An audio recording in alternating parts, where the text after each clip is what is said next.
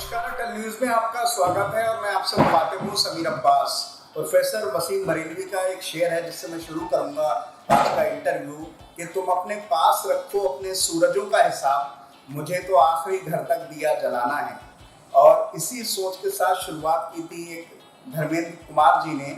मैं उनके बारे में दो तीन बातें आपको बताता चलूँ।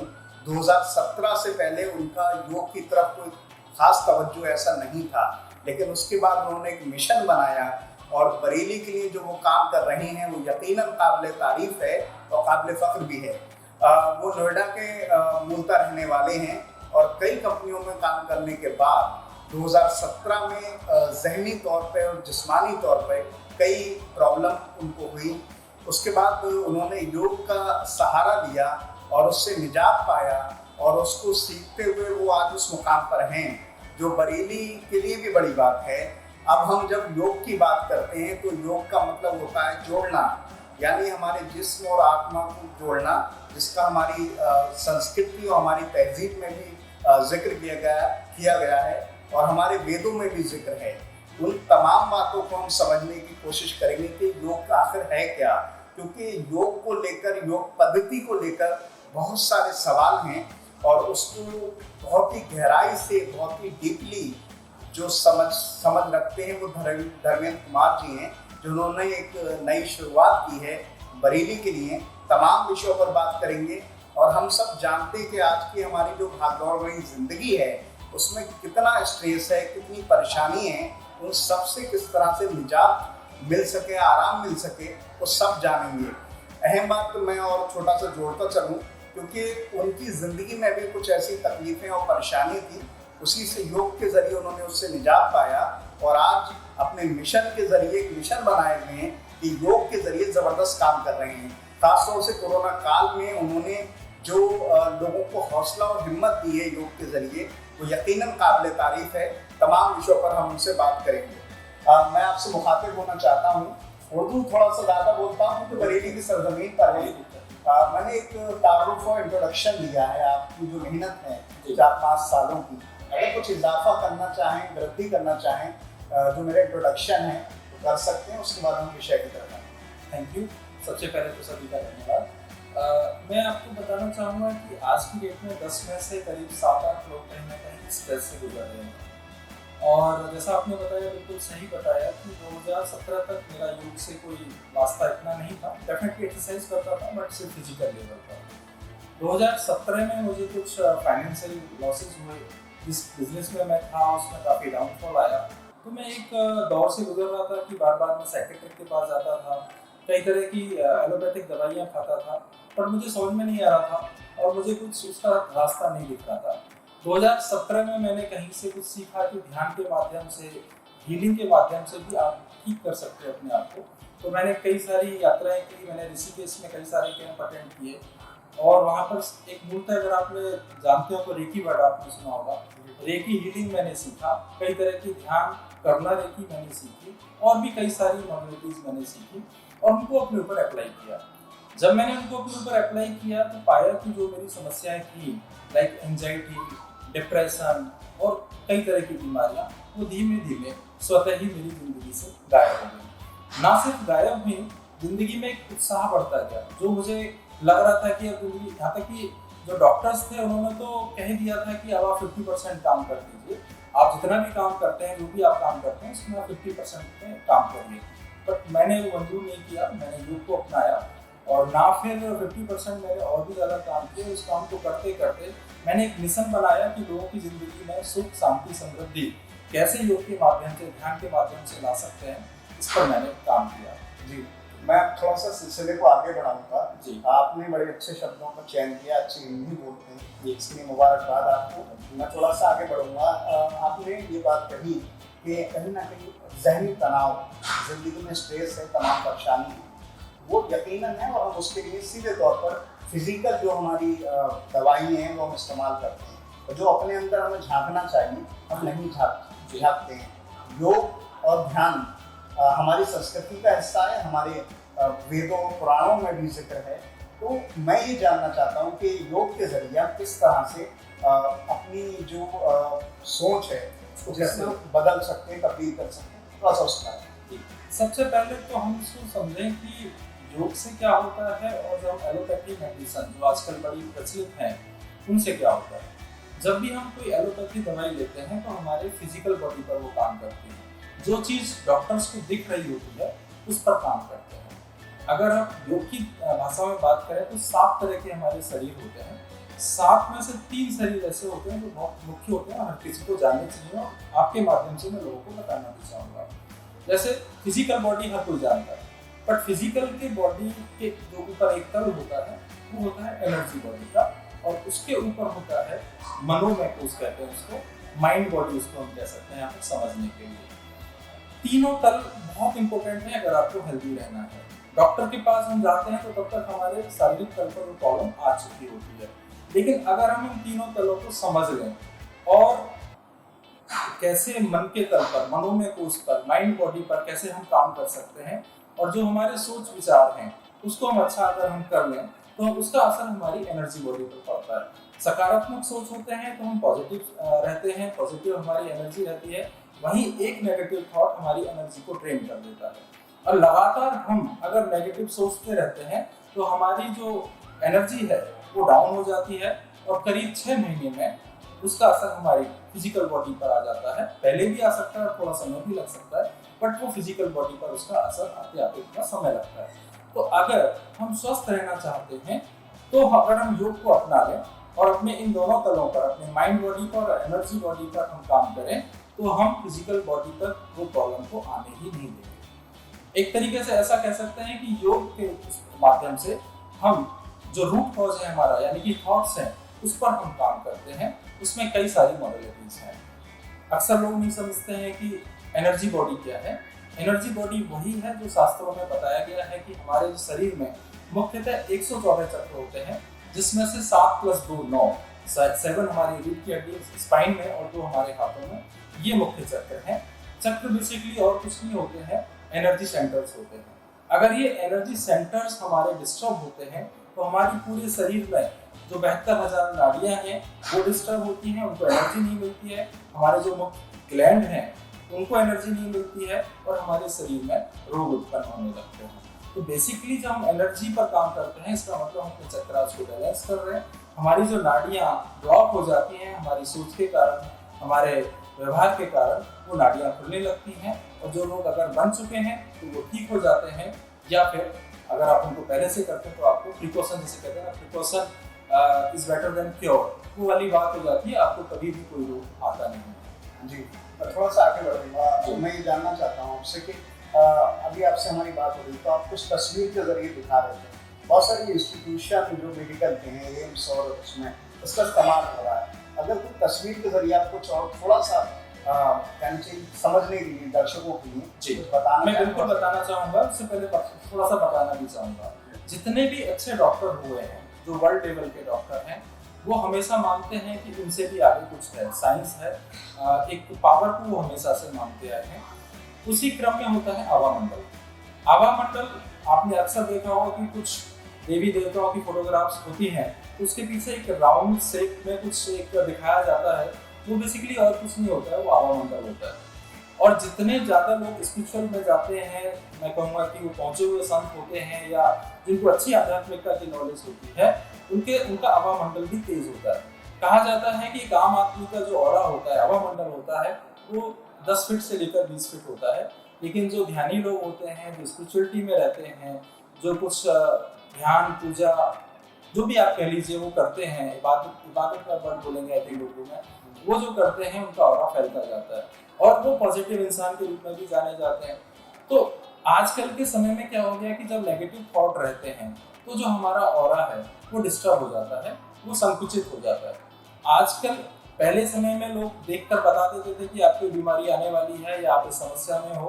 पहले लोग इतना, क्योंकि वो उनके जो थॉट लेवल होते थे, जीरो थॉट पर वो रहते थे, इजीली वो देख पाते थे। लेकिन आज की भागदौड़ वाले समय में लोग नहीं देख पाते हैं कि किसका ऑरा कैसा है, संकुचित है या फैला हुआ है। लेकिन अच्छी बात यह है कि विज्ञान ने भी काफ़ी तरक्की की है। आजकल ऐसे बहुत सारे इक्विपमेंट हैं जिससे आप ऑरा को स्टडी कर सकते हैं। जैसे आप मेरे पास देख रहे हैं, ये ऑरा स्कैनर है, ये आपकी पॉजिटिविटी, नेगेटिविटी उन सबको डील करता है, सेंस कर सकता है। बट इससे भी जो ज़्यादा आज की डेट में मैं कहूँगा कि अच्छा हो चुका है। सॉफ्टवेयर, कई सारे सॉफ्टवेयर आ चुके हैं। अगर आप देख पा रहे हैं तो मेरे लैपटॉप पे देखेंगे, इसमें ही व्यक्ति का ऑरा दिख रहा है।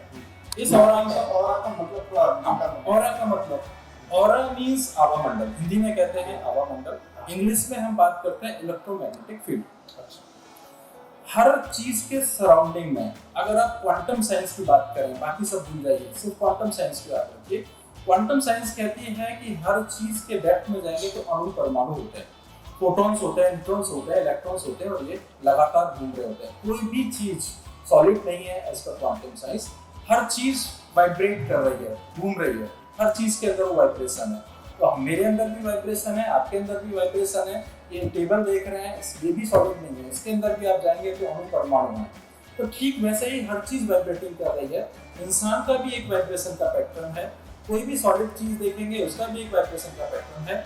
अगर हमारे थॉट पॉजिटिव रहते हैं तो हमारे जो वाइब्रेशन है वो एक लय में होते हैं, उनका एक फॉर्मेट होता है। अब उनको नंगी आंखों से नहीं देख सकते, बट सॉफ्टवेयर के माध्यम से उनको देखा जा सकता है, और वो फोटॉन्स को रीड करते हैं। बेसिकली जो फोटॉन सराउंडिंग में घूम रहे हैं वही बेसिकली आपका आभा मंडल है। जी मैं थोड़ा सा क्योंकि इंटरव्यू काफी चीजों पे बहुत लंबा विषय है, आप इसी विषय में 2-3 घंटे जा सकते हैं। जी मैं कुछ बस एक अहम बिंदुओं को बात करूँगा। कुछ प्रॉब्लम ऐसी, बीमारी ऐसी, उनका जिक्र होगा तो खासतौर से नौजवानों में, यंग जनरेशन में नजर आ रही है, जिसमें बीपी की समस्या बड़ी कम उम्र में लोगों में शुरू हो गई है, और भागदौड़ भरी जिंदगी है, इल्जामा है, और भी तमाम है, मेंटली डिसऑर्डर भी बहुत सारे हो रहे हैं।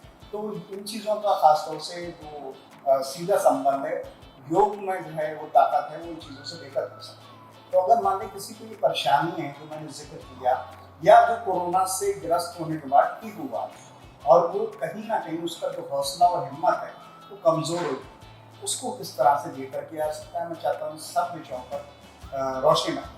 देखिए, सबसे पहले तो आध्यात्मिकता में जाने का मतलब होता है कि आपको एक आध्यात्मिक समझ पैदा होती है, और जब आपको कोई समझ पैदा होने लगती है तो आप चीज़ों को कहते हैं अच्छे बेहतर ढंग से उनको सुलझा पाते हैं। सबसे पहले बात करते हैं, जितनी भी आपने बीमारियों के नाम लिए, सारी की सारी आपके मन से जनित रोग हैं। कोई भी बीमारी ऐसी नहीं है कि जो ऊपर वाले ने बनाई है या शरीर हमारा हील करना जानता है, पर जितनी भी आपने नाम लिए हैं, डायबिटीज हो गई, बीपी हो गई, ये आपके मन के कारण है। एक एग्जाम्पल से मैं आपको समझाना चाहूँगा, थोड़ा वक्त जरूर लग सकता है बट हर किसी की समझ में आएगा। पुराने जमाने में सिर्फ एक डर होता था, सर्वाइवल का। आदमी जंगल में होता था, उसे रहता था कि जंगल में वो जा रहा है तब कहाँ से टाइगर या कोई और जानवर उसके ऊपर अटैक ना कर दे, इसलिए वो वही डर उसके साथ होता रहता था। होता क्या था, मान लीजिए आप किसी जंगल में हैं और आपके पीछे कोई टाइगर आ गया, आप दो ही काम करेंगे, या तो आप फाइट करेंगे उसके साथ क्योंकि आपको सर्वाइव करना है, आपको बचना है। आप फाइट नहीं कर सकते तो आप फ्लाइट करेंगे, यानी कि भागेंगे। दोनों ही केस में आपको एनर्जी की जरूरत है, दोनों ही केस में आपको ताकत चाहिए। हमारा जो शरीर का जो सिस्टम है ऑटो मैकेनिज्म पे काम करता है, हमें इसका कोई कंट्रोल, बहुत लिमिटेड कंट्रोल हमारे साथ है। तो जैसे ही आपके सामने कोई खतरा आता है, आपका जो इम्यून सिस्टम है, जो आपका लीवर है, इमीडिएटली ब्लड में शर्करा, शुगर वो इंजेक्ट कर देता है, जिससे कि आदमी को ताकत आए और वो भाग सके। लेकिन आजकल के टाइम में ऐसा कुछ भी नहीं होता, ना तो कोई टाइगर आता है ना कुछ। लेकिन आजकल के टाइगर अलग हो गए। आजकल के टाइगर हो गए ये मोबाइल फोन, इसमें बजने वाली घंटी, आपको लगातार आपका कोई लॉन्च चल रहा है उसका प्रेशर, आपका वर्क प्रेशर। हमारा जो मन है बस उसको ही पता रहता है, हाइपोथैलेमस जो बेसिकली है, कि हम कोई डर में जी रहे हैं। तो जब आप डर में जीते हैं, इमीडिएटली आपका ब्लड जो है, ब्लड में शुगर लीवर इंजेक्ट करता रहता है, और जिससे कि आपको कोई लड़ने की जरूरत है, लगता है उसे, ऐसा लगता है कि जो हमारा शरीर है, जो हमारा मालिक है, इसको कुछ ताकत की जरूरत है। वो ब्लड इंजेक्ट करता रहता है, और धीमे धीमे हमारे शरीर में डॉक्टर हमें डिक्लेयर कर देते हैं कि आपके शरीर में शुगर की मात्रा ज़्यादा है। अब बात करते हैं बीपी की। बीपी क्यों होता है?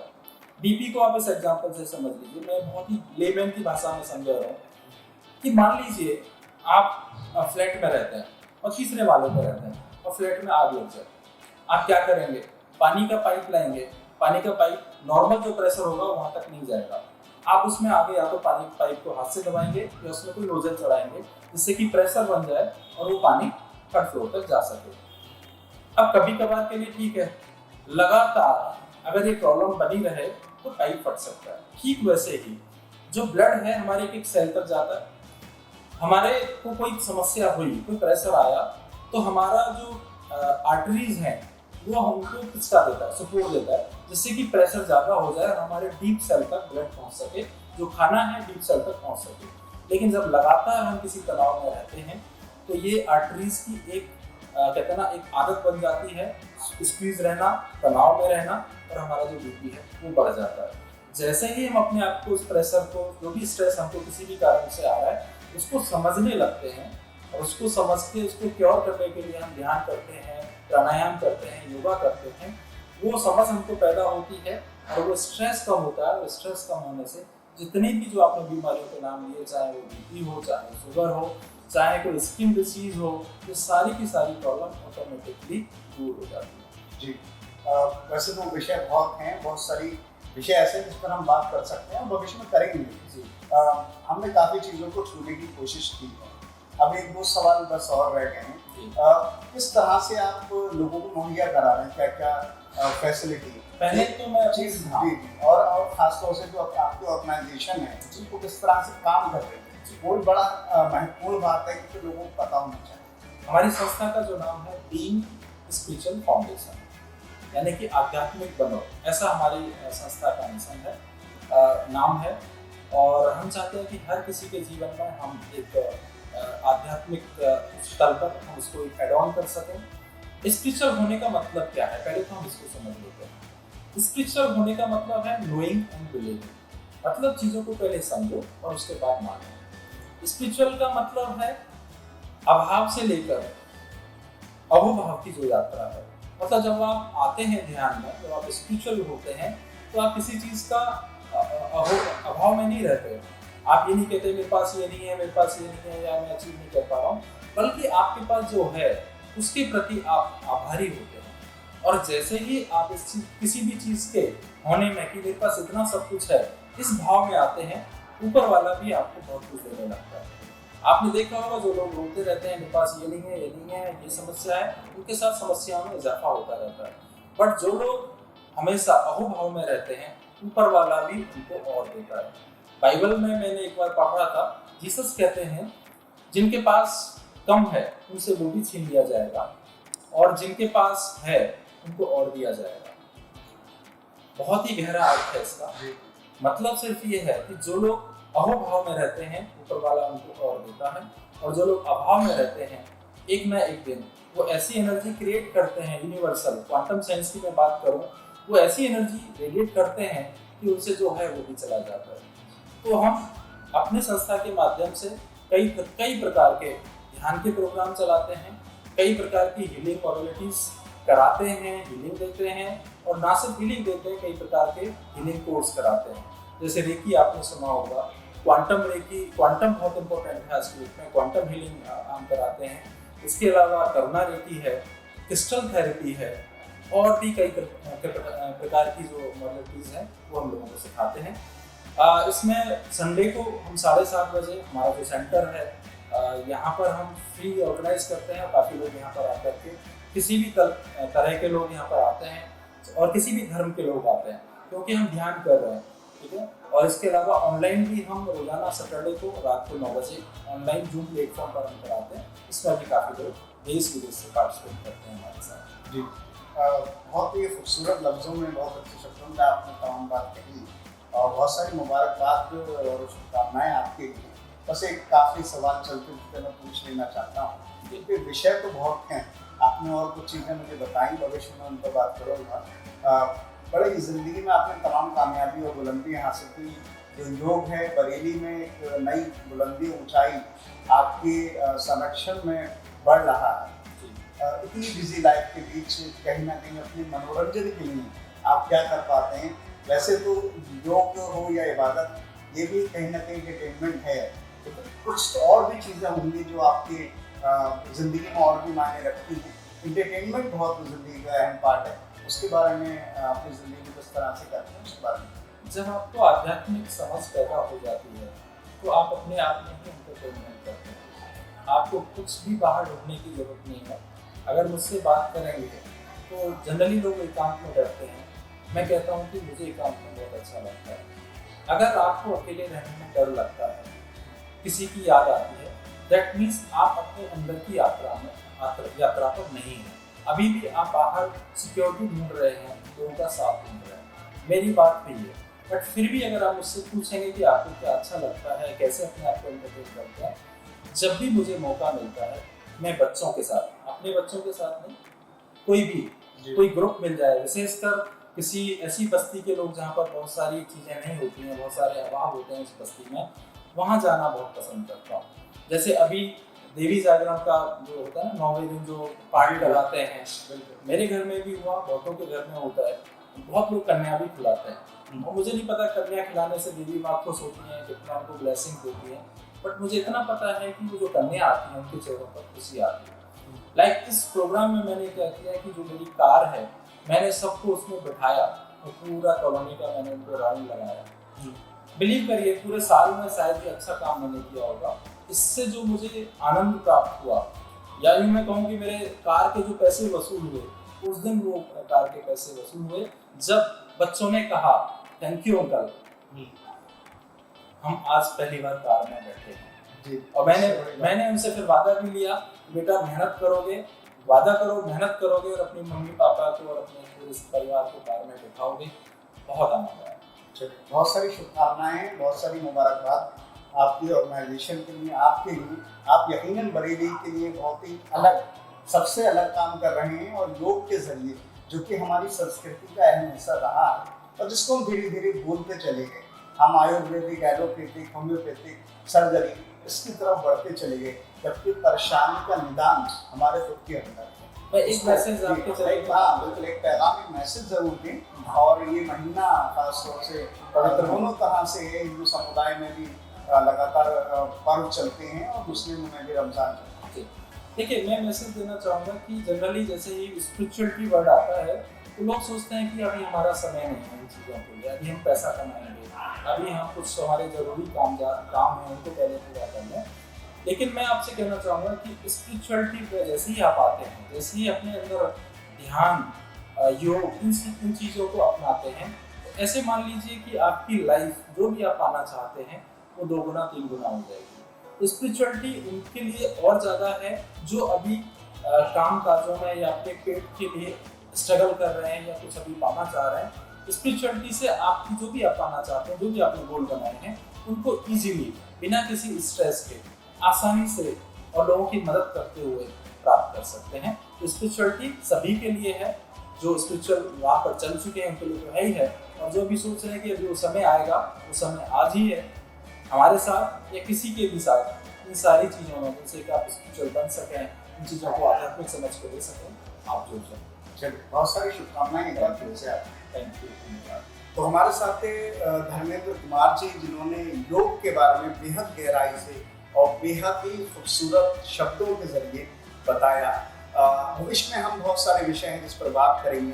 खासतौर से कुछ ऐसे विषय होते हैं, कई बार किसी का कोई अचानक खत्म हो जाता है, वो मेंटली तौर पर इतना डिस्टर्ब हो जाता है, डिप्रेशन में चला जाता है, उसके बारे में बात करेंगे। बहुत सारी और बीमारी हैं जिससे कैसे निकला जाए, उसके बारे में बात करेंगे। और भी बहुत सारे विषय हैं, उसके बारे में समझने की कोशिश करेंगे। लेकिन यकीनन जो हमारी संस्कृति में चीज़ खोई हुई थी, अपने वजूद की जंग लड़ रही थी, उसको किस तरह से जिंदा किया जा सकता है, वो आप धर्मेंद्र कुमार जी से सीख सकते हैं, समझ सकते हैं। योग के जरिए वो बहुत ज़बरदस्त काम कर रही हैं, और कोरोना काल में जो उनकी मेहनत है वो यकीनन काबिल तारीफ है।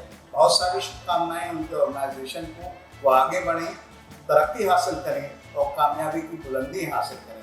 बहरहाल इन तमाम बातों के साथ मैं समीर अब्बास, कैमरामैन रईस हुसैन के साथ, अटक।